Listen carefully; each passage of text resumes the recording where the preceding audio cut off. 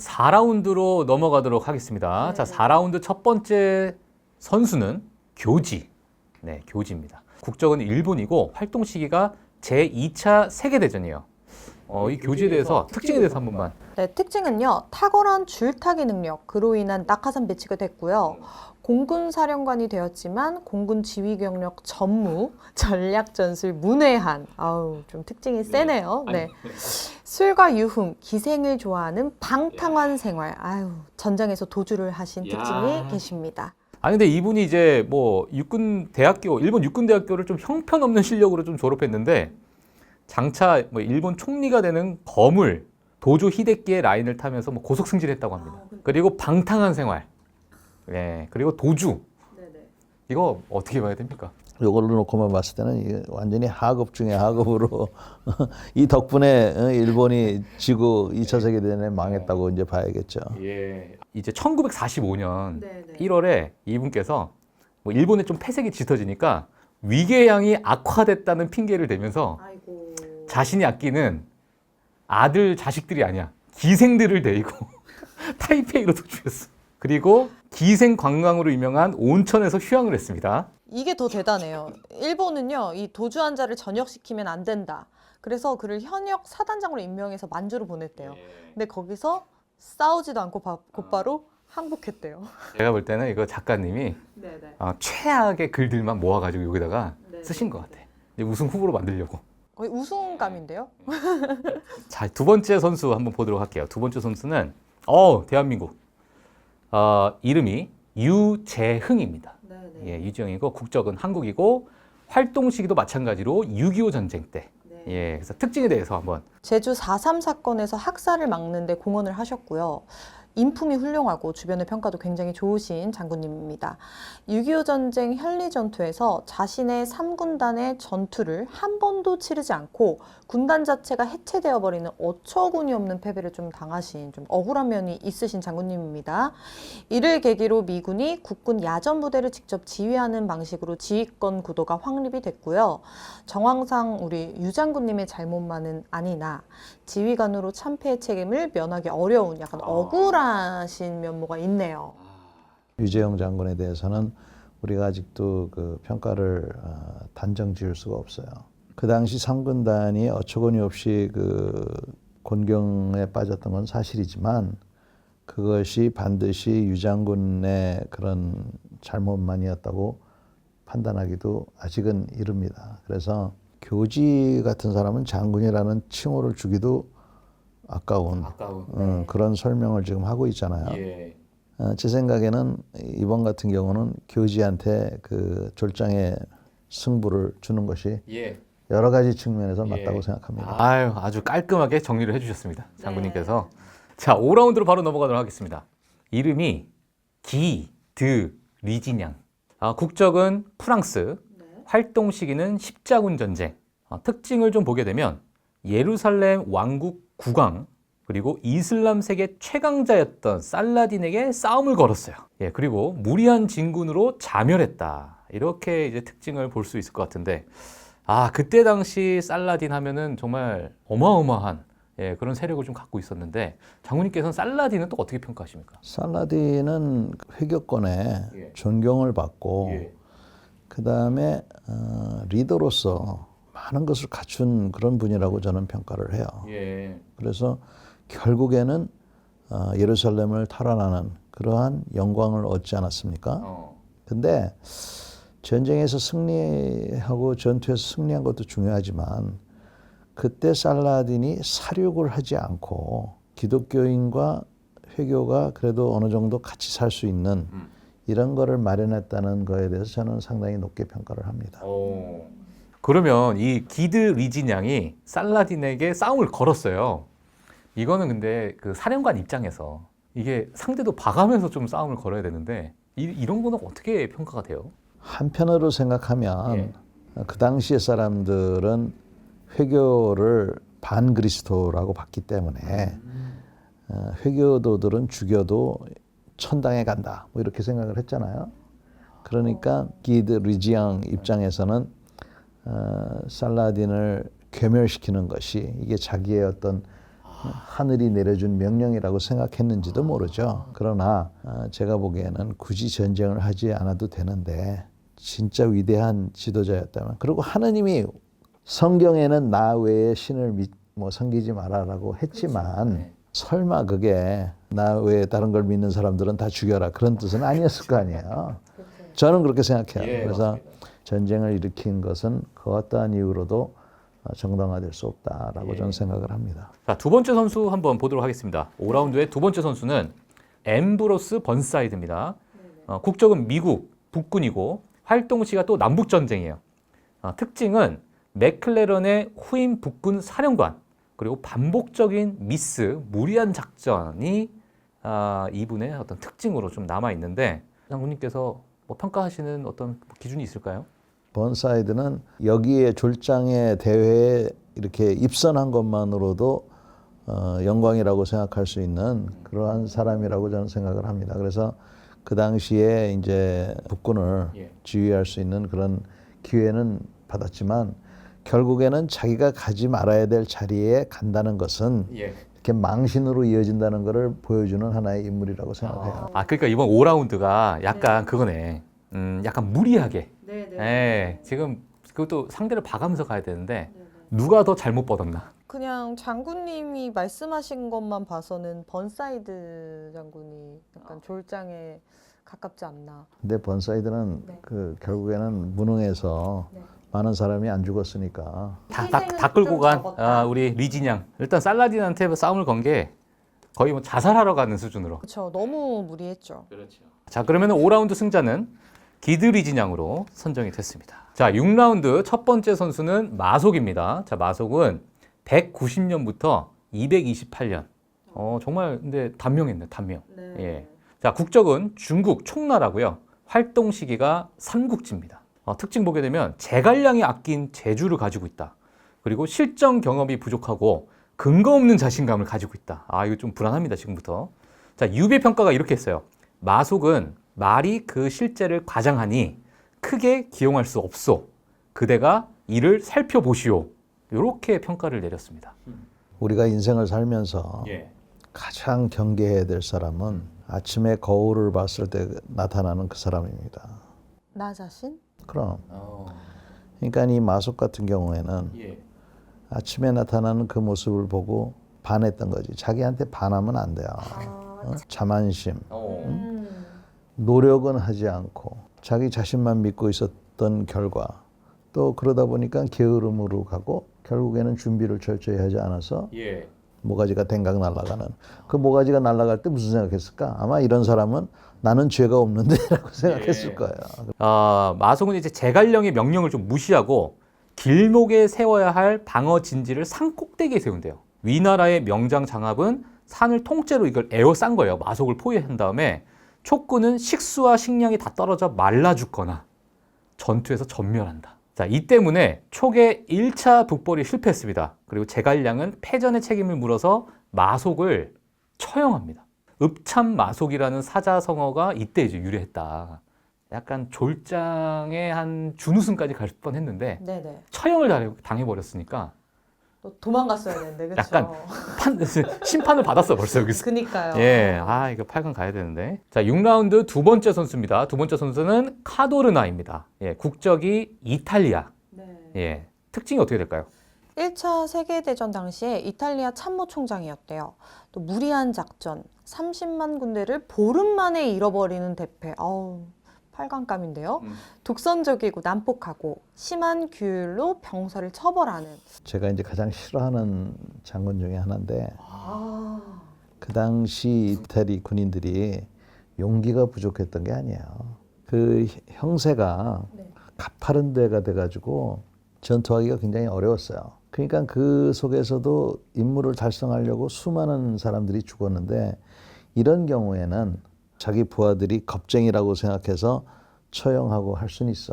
그러나 이 계급 높으신 분들이 전방에 가서 직접 보기만 하면 이게 이렇게 하면 안 되겠구나 라고 금방 알 수가 있거든요.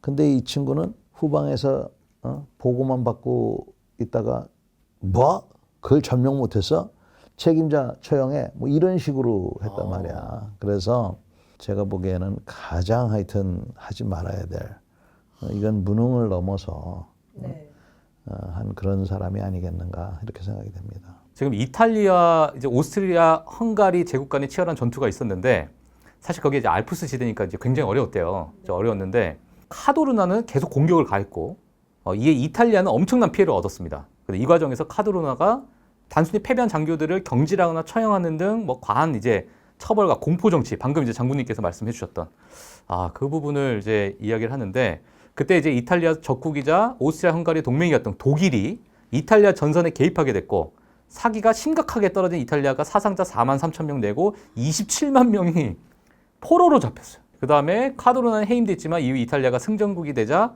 원수로 또 승진을 했어요. 이런 짓을 하니까 2차 세계대전 졌죠. 뭐 카도르나 한번 올리겠습니다. 그러면. 저도 동의합니다. 7라운드 1번 선수 무타구치 레냐 제작진이 뽑은 강력한 우승 후보라고 합니다. 예, 자 국적은 일본이고요.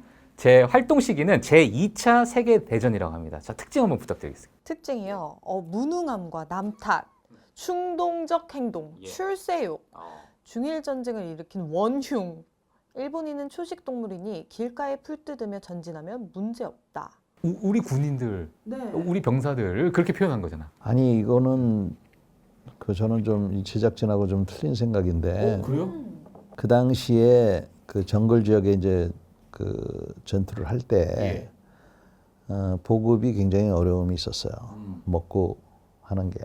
그래서 탄약은 가져가야 되고. 그래서 어떻게 했냐면 원숭이를 잡아서 원숭이한테 뭐 과일이나 이런 걸 줘가지고 원숭이가 먹으면 사람도 먹고 그렇지 않으면 안 먹는다. 이걸 아주 기본 원칙으로 해서 이제 전투에 임한 거예요. 그러나 동남아의 정글을 너무 우습게 본 거죠. 피가 오고 몸이 젖고 우선 무좀이 생기고 질병으로 인해서 많은 병력이 죽고 그러다 보니까 전투도 잘 안 되고 그랬던 겁니다. 여기 행적을 제가 잠깐 보니까 인도 이제 북동부에 위치한 임팔은 연합군의 어떤 중국해 보급로의 시작이었다 이렇게 되어 있고 문제는 이제 험준한 산맥 때문에 도로도 없고 정말 차량도 부족해서 보급할 방법이 없었는데 소나 말을 먹거나 뭐 알아서 해결해라. 많은 이들이 반대를 했는데도 불구하고 뭐 각지에서 이제 반대를 했어요. 반대를 했는데 무타구치와 친한 파벌인 육군 참모총장이 작전을 승인했고 이에 일부군은 임팔로 진격을 합니다. 그래서 수만 마리의 소와 양, 코끼리의 식량과 보급품을 싣고 출발했는데 가축들은 행군을 견디지 못하고 중간에 쓰러지거나 이제 물살에 이제 떠내려갔고 굶주림, 여기도 굶주림이 나오네요. 예, 굶주림이 그걸 버티면서 싸웠는데 이제 항공기를 통해서 보고를 받는 영국군을 이길 수가 없었죠. 결국에는 10만 병사 중에 1만 2천여 명만 살아 돌아왔습니다. 그러니까 이제 거의 한 8만 8천여 명이 이제 굶고 죽고 뭐. 굶어 죽은 게 많았을 것 같아요. 싸워보지도 못하고. 근데 이제 그 장군님 말씀은 그때 당시에 이 보급하기가 너무너무 어려운 그 지형 때문에 이렇게 됐는데 사실 그 보급하기가 어려운 것도 전쟁 전에 어느 정도 뭐 판단을 하고 가야 되지 않을까라는 생각이 드는데. 그러니까 용감한 거하고 무식한 거하고 생긴 건 똑같이 생겼어요. 응? 용감한 거하고 무식한 거하고를 구분할 줄 알아야 되는데 그런 걸 구분하지 못하면 이런 일이 벌어지는 거예요. 그래서 이 사람은 무식한 사람이지. 자, 그 다음에 7라운드 두 번째 선수 쿨리크입니다. 그레고리 쿨리크. 국적은 소련. 활동 시기가 제1차 세계대전이에요. 무능하고 독선적이고요. 또 질투가 많았대요. 소련군의 현대화를 막은 장본인입니다. 니콜라이 보로노프 포병 원수 쿨리크는 지나치게 독선적이며 독단적이었다. 그리고 자기 생각이 분명치도 않았다. 일단 부하들에게 이해할 수 없는 명령을 내리고는 명령에 복종할래 영창갈래 라고 위협하는 것이 일상이었다. 이런 친구 많거든요, 주변에. 그래도 과거보다는 많이 줄었잖아요. 맞아요. 그래서 어떻게 보면 우리나라가 그래도 앞서가는 이유 중에 하나가 많은 사람들이 동조를 하지 않는다는 거가 큰 힘인 것 같아요. 근데 이 당시에만 보더라도 그런 게 안 됐으니까. 그래서 그런 잔재들이 지금의 러시아에도 있지 않나 저는 이제 그런 생각을 하는데 뿐만 아니라 소련과 러시아에는 쿨리크 같은 사람들이 많았던 거죠. 자, 소련은 이때 전차 필요성을 좀 느끼고 T-34를 좀 개발하는데 이 쿨리크가 이제 사실은 이 T-34를 개발한 미하일 코시킨의 상관이 자신의 라이벌인 리아초프라는 이유로 이 채용을 막기 시작해요. 그리고 이 T-34가 결국 이제 소수 생산되고 끝나고 말았는데 나중에는 뭐 이게 실탄 낭비한다 뭐 이런 얘기하면서 기관 단총 도입을 또 막고 지뢰도 쓸모없다. 이거 왜 우리가 가져와야 되냐 이렇게 되면서 결국에는 이 소련으로 인해서 막대한 피해를 입게 되고 그 책임을 물어서 그는 소장으로 강등이 됩니다. 하지만 정신을 못 차리고 스탈린의 험담을 하다가 걸려서 처형이 돼요. 그러다 보니까 이제 소련군이 현대화를 막은 장본인으로 이렇게 평가를 받는 그런 상황이 좀 됐네요. 만약에 이 T-34가 좀 개발이 됐으면 소련한테 많이 도움이 됐을까요? T-34는 그 뒤에 개발이 됐어요. 개발이 돼서 6.25 때도 북한이 앞서가지고 우리가 아주 호되게 당한 전차였고 2차 세계대전 당시에 나온 전차 중에서 둘째가라면 서러울 정도의 전차예요. 쿨리크가 이렇게 방해 활동을 했지만 성공은 못한 거지. 근데 7라운드 너무 어렵습니다. 지금 예, 무타구치 레냐 그리고 그레고리 쿨리크. 그래도 레냐는 무식했지만 용감했잖아. 일단 그리고 쿨리크 얘는 자기의 그 자존심과 이런 것 때문에 예. 그 사리 분별이 그러니까 공과 사가 구분이 안 된 사람이기 때문에 여기서 그냥 제가 보기에는 쿨리크를 올리는 게 8강 진출. 예, 아주 강력한 우승 후보로 찍어주셨던 우리 제작진에서 무타구치 레냐가 이변이 일어났습니다. 16강에서 떨어졌어요. 자, 8라운드 첫 번째 선수는 신립, 국적은 한국, 조선, 활동 시기는 임진왜란입니다. 북방에서 활약한 장수고요. 기동전, 소규모 특수전의 달인입니다. 여포와 좀 비슷한 면이 있다고 합니다. 사령관으로서의 지휘력이 부족하고 전략적 식견 부족, 적을 무시하고 전을 듣지 않은 게 특징이라고 하는데 자, 임진왜란을 발발했어요. 그 다음에 왕실 근위병 등 정예병을 포함한 1만여 병력으로 왜군을 막으러 남하합니다. 근데 지금의 어떤 문경세제인 조령은 천의 요새로서 이곳에 군대를 주둔시키면 적은 병력으로 왜군을 저지할 수 있었다. 이렇게 되어 있는데 신립보다 먼저 일본과 싸운 장군 이일은 일본의 강함을 조언하면서 야, 일본이 진짜 쉽지 않다. 이런 조언을 했어요. 근데 평지에서 전면전을 붙지 말라고 말했지만 신립은 듣지 않았다. 전령이 왜군이 빠르게 다가왔다고 전하자 허위 보고를 한다면 전령을 처형한다. 자, 조령 이외에도 산지가 많았지만 그 어느 지형에도 매복하지 않고 탕금대라는 평야 지역에서 싸우다가 대패한다. 이렇게 되어 있습니다. 무능한 거지 무능. 그러니까 지형을 사용하지도 않았고 적에 대한 것도 너무 얕잡아 봤고. 그러니까 이렇게 보시면 하나의 그런 패턴이 나타나는 거예요.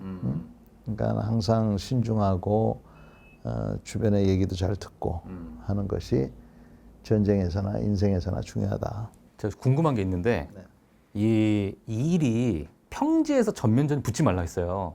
근데 평지에서 붙지 말라고 했던 이유가 어떻게 해석해야 될까요? 그러니까 그 당시 일본군이 수적으로나 또 무기로나 너무 월등하니까. 그렇게 월등했다고 볼 수는 없는데 붙으면은 홈그라운드의 이점을 활용하지 못하는 거 아닙니까?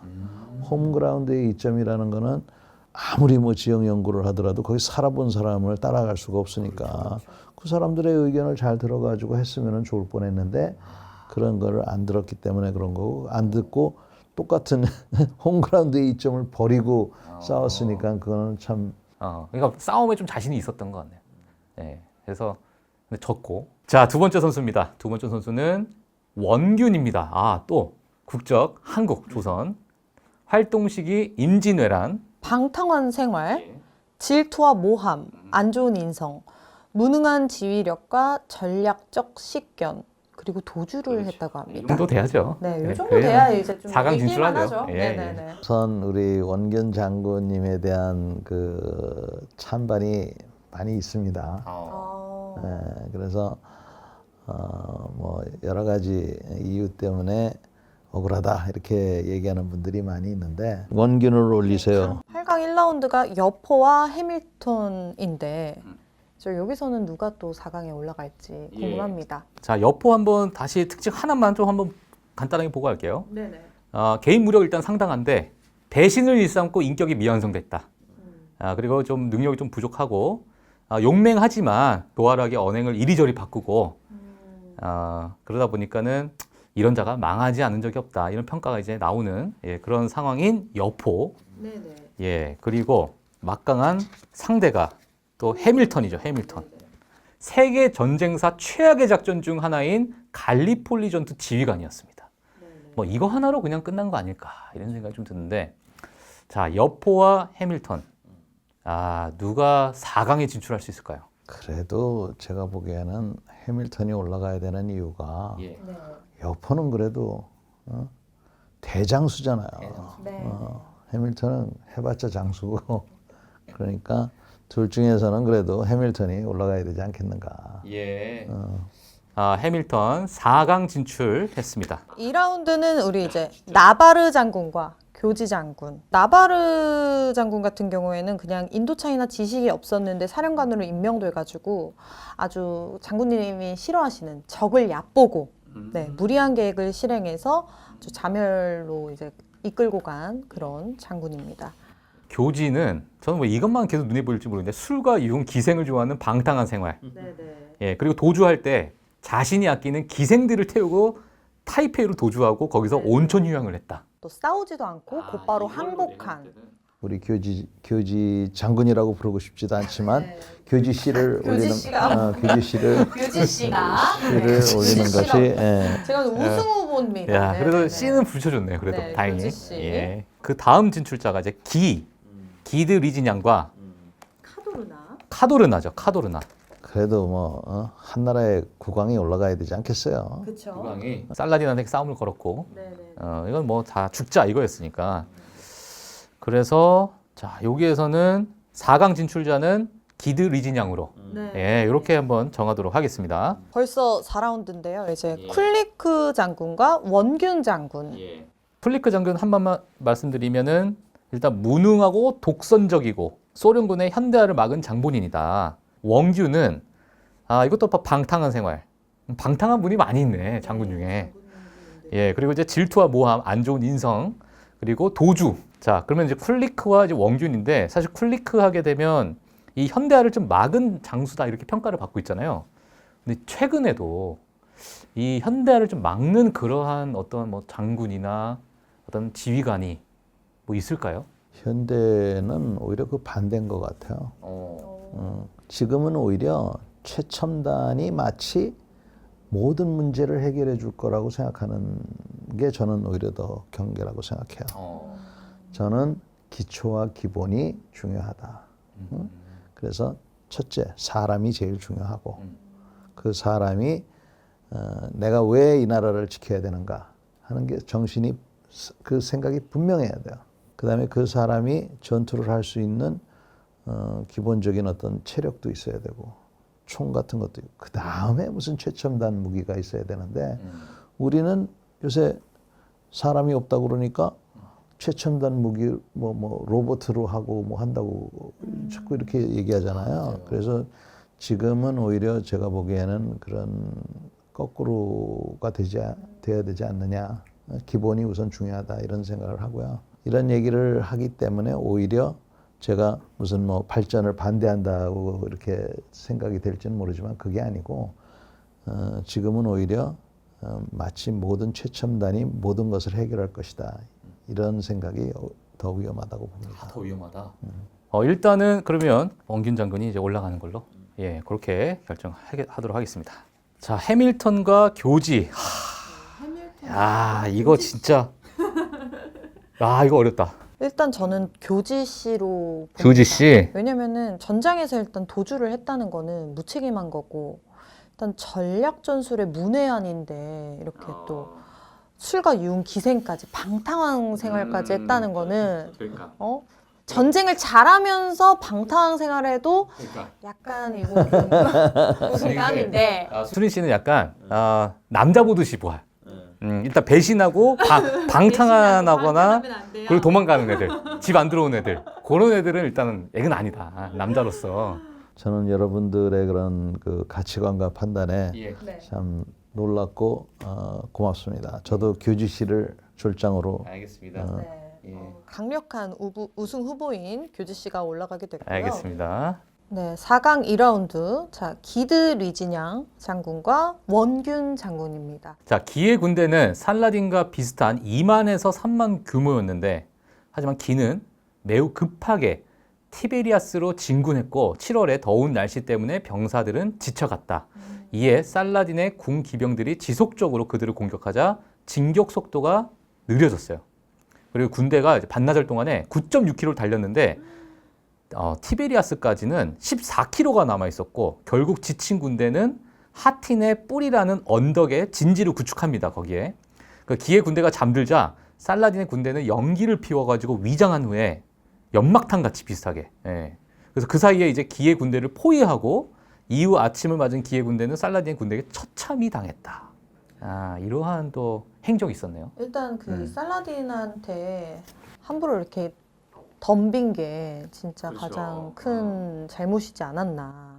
이것도 졸장이죠. 기의 그런 무모한 행동은 역시 자만심, 또 상대방을 깔보는 이러한 것들이 복합적으로 이루어졌고 보급도 등한시했고 싸우기도 전에 이미 졌다고 봐도 과언이 아닐 거예요.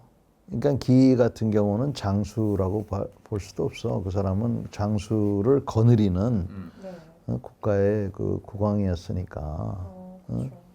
그런 사람이 단순히 그 누구의 아들로 태어났기 때문에 왕자가 되고 또 왕이 되고 뭐 이러한 구조 속에서 그래서 우리가 임금님을 더 이상 두지 않아야 된다는 거나 마찬가지잖아요. 네. 하여간 그러한 판단력이 부족한 사람이 전쟁을 하면은 저런 결과가 나온다 하는 것을 예. 우리가 알 수 있을 겁니다. 알겠습니다. 자, 그 다음에 또 막강한 후보 또 보도록 하겠습니다. 원균입니다. 예, 4강 2라운드 원균인데 이 행적을 한번 다시 좀 보는 시간 좀 가져볼게요. 원균에 대해서. 자, 인지내란 발발 당시에 경상우수사였던 원균. 자, 왜군이 들이닥치자 70여 척 판옥선을 불태우고 도주합니다. 그러니까 이후 아무 수습을 하지 못하고 이순신과 합류를 했고요. 자, 이순신을 질투하여서 그를 지속적으로 모함했고 결국 이순신을 파직시키고 삼도수군 통제사가 되는데 성공합니다. 자, 이후 왕과 권율의 요구에 못 이겨 출정하는데 그는 크고 작은 전투에서 어처구니 없는 피해를 보기 시작합니다. 최초로 판옥성이 점령당하고 무리하게 적을 추격하다가 12척을 해류에 잃어버리거나 물을 확보하던 병사 400명을 이제 버리고 도망가서 죽게 내버려두는 등 여러 가지 이런 일들을 좀 하는데요. 칠척량에서 기습을 당해 160척 중 12척을 제외하고 전부 잃어버리면서 괴멸적 타격을 입었고 자신도 전사한다. 이렇게 이제 행적이 나왔고 이때 이제 유명한 이순신의 12척이 또 연결되는 한 사람은 국왕이고 네. 한 사람은 쫄장부니까 우리 수린생도 너무 어려운 것만 저한테 해주시는 것 같은데 한국 사람 좀 살려줄까요? 어떻게? 질투해서 모함까지 하고 그러니까, 그러니까. 치졸하게 사람이 그쵸? 남자답지 못하죠. 네. 불태우고 도주하고 또 우리 이순신 장군님을 파직시키고 맞아. 12척 제외하고 다 잃어버리고 그게 뭐예요? 도주. 이런 짓만 안 했어도 우리가 좀 더 수월하게 갔을 텐데 우리 이순신 장군님이 그러니까 이순신 장군을 건드렸다. 기드 리진양은 모르겠고 네. 이순신 장군은 건든. 국왕이고 모르겠고 네. 우리 이순신 장군님을 그렇죠. 건드렸어요. 제 생각에는 예. 국제적인 그 측면에서 보면 당연히 프랑스 국왕이 올라가야 될 것 같은데 네. 우리가 한국 사람들이기 때문에 네. 우리 원균 씨를 올리는 게 네, 마지막 결승전입니다. 네. 네, 결승전까지 왔습니다. 와, 근데 이게 좀 아이러니하게도 한일전이 됐습니다. 한일전. 근데 이제 우리가 사실 한국 사람이니까 약간 좀 편파적으로 좀 볼 수도 있잖아요. 네. 근데 오늘은 이제 결승전이다 보니까 우리 제작진 스태프까지 다 같이 다수결로 한번 보는 시간 한번 가져보시면 좋을 것 같아요. 일단 교지와 원균. 간단하게 뭐 설명은 앞에서 다 해드렸지만 둘 다 일단 공통적인 거 도주를 했어요. 그리고 방탕해. 둘 다 방탕합니다. 네. 이게 어찌 보면은 이제 수린 씨가 이렇게 저희를 여기까지 모신 게 아닌가 이 두 분을.